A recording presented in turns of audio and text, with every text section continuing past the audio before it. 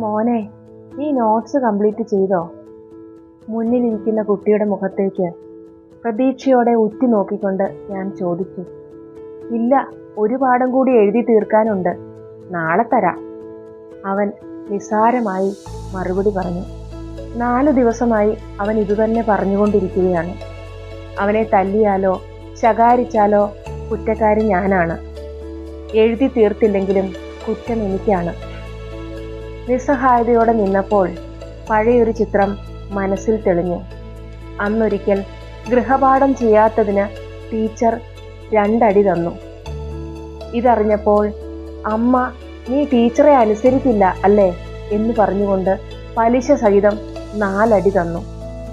ഗൃഹപാഠം ചെയ്യാത്തതും ടീച്ചറെ അനുസരിക്കാത്തതും തെറ്റാണെന്ന് തല്ലുകൊണ്ട് ഞാനന്ന് പഠിച്ചു. ശിക്ഷ കിട്ടാതെ വളരുന്ന ഇന്നത്തെ കുട്ടികൾ ശരി തെറ്റുകൾ എങ്ങനെ മനസ്സിലാക്കാനാണ്?